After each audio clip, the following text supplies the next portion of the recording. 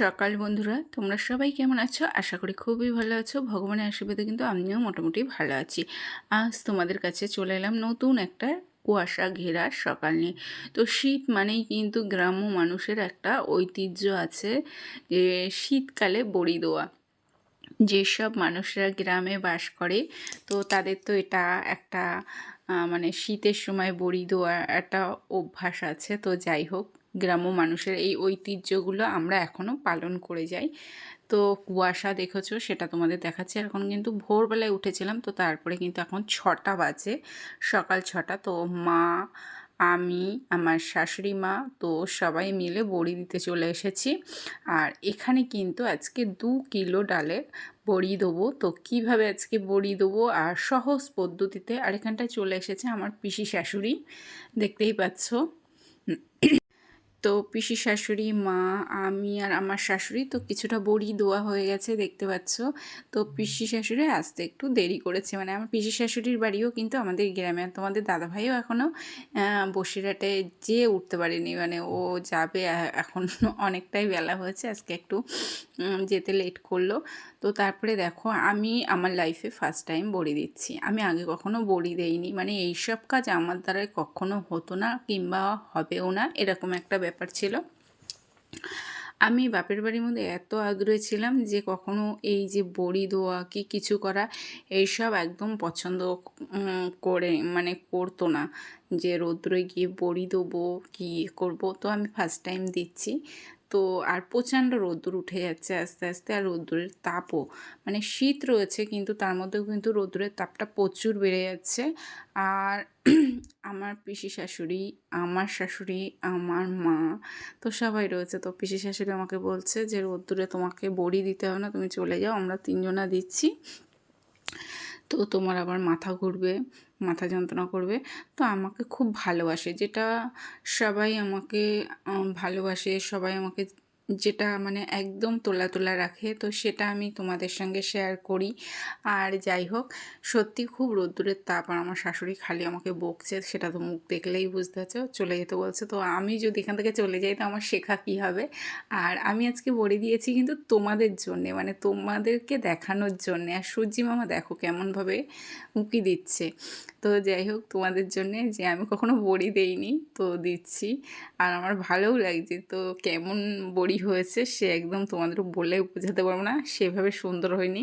সবাই বড়ি দিচ্ছে কত সুন্দর, আর আমার বড়িগুলো হচ্ছে কেমন থ্যাবড়া থ্যাবড়া হচ্ছে, আর আমি তাড়াতাড়ি দিতে পারছি না। এখানটায় পিসি আর আমার শাশুড়ি আর আমার মা খুব তাড়াতাড়ি বড়ি দিচ্ছিলো, আর আমার আস্তে আস্তে আস্তে আস্তে দিচ্ছি, চেষ্টা করছি। তো যাই হোক, চেষ্টা করতে তো কোনো অসুবিধা নেই, শেখার কোনো শেষ নেই। তো যাই হোক, কখনো এসব কাজে আমাকে ডাকেনি কিংবা জড়ায়নি।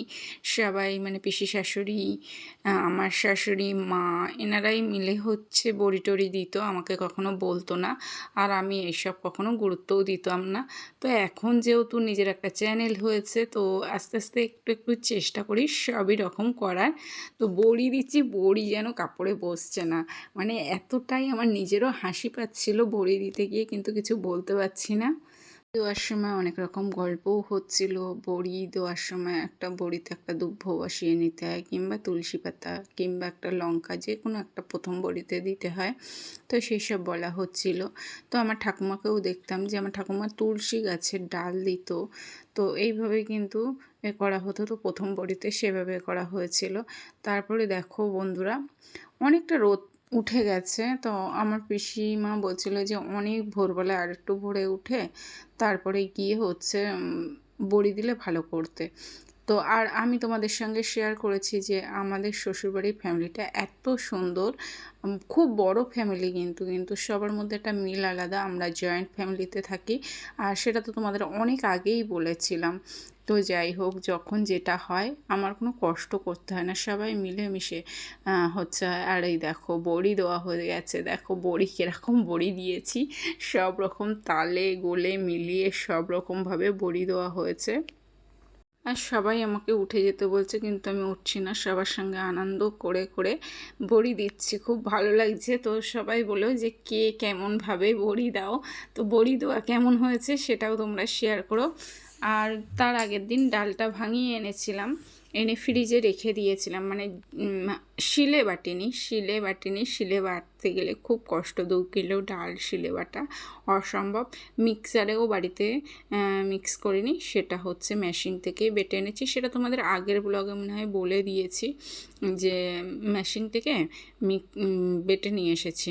ননদের বাড়ি মেশিন আছে, ননদের বাড়ির থেকে চলে এসে তো এখনও কিছুটা আছে। এবার পিসিরা দিচ্ছে, আমি কিন্তু হাত ধুয়ে নিচ্ছি, মা দিচ্ছে। হাত ধোবো, ধুয়ে একটু নিচে যাব, গিয়ে চা করব। মেয়েকে বললাম, মেয়ে বললো আমি চা করতে পারবো না, স্কুলে যাব। এবার নিচে গিয়ে একটু চা করে সবাই মিলে চা খাবো। আমি বলছিলাম যে ছাদে চা করে নিয়ে এসে, কেউ খেতে রাজি না। তো এদিকে শাশুড়ি মা গামলি টামলি ধুয়ে কেকে যাই হোক একদম পরিষ্কার পরিচ্ছন্ন করছে। আবারও কিন্তু বন্ধুরা 2 কিলো ডালে বড়ি দেওয়া হবে, মানে 2 কিলো দেওয়া হয়েছে, এখনও 2 কিলো ডালে দেওয়া হবে 4 কিলো ডালে সারা বছরে।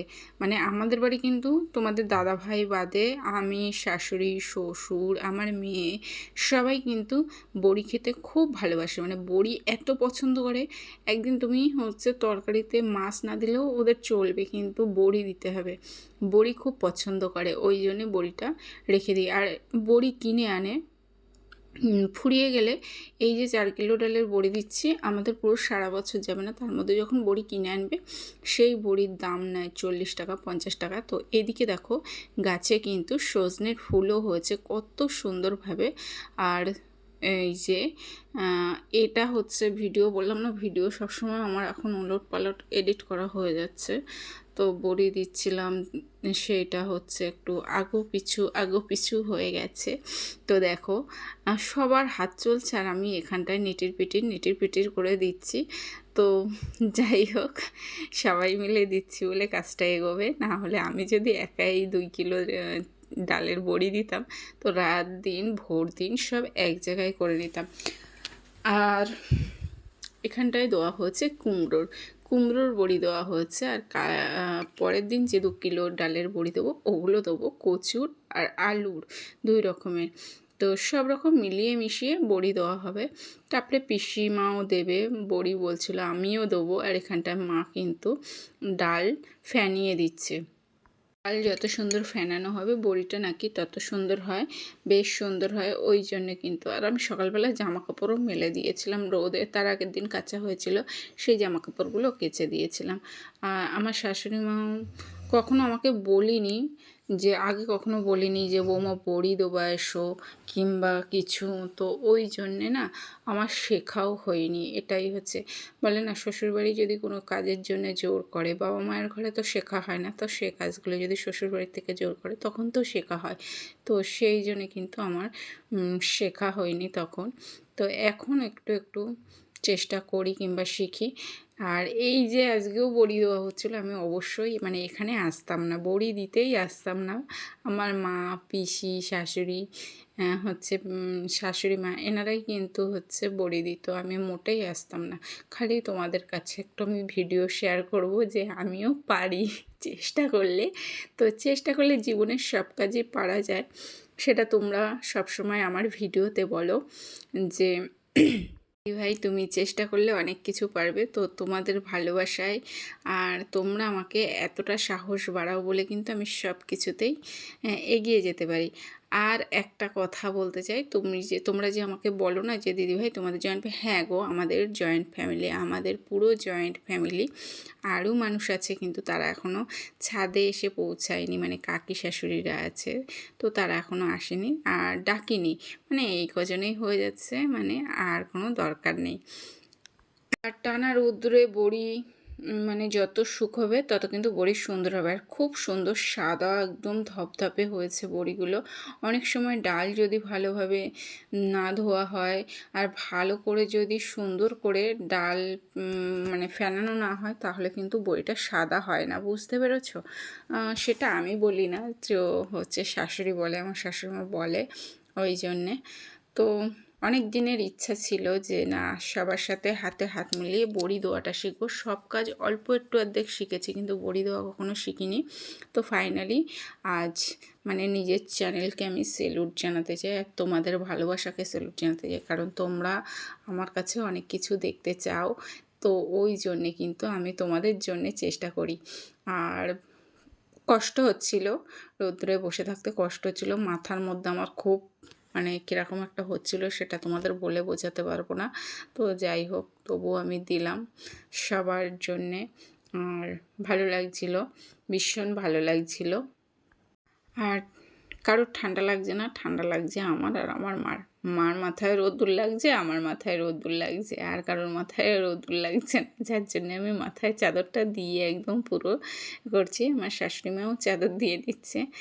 তো আর আমার পিসির শাশুড়ির ভীষণ হাত চলে, আমার পিসির শাশুড়ি খুব স্পিডে বড়ি দেয়। তো তারপরে কিন্তু বড়িগুলো শুকিয়ে গেছে। তারপরে দেখো বন্ধুরা, আমি ছাদে বসে পা ছড়িয়ে দিয়ে বসে হেলান দিয়ে একদম আরামসে বড়িগুলো তুলছি, কি সুন্দরভাবে তুলছিলাম।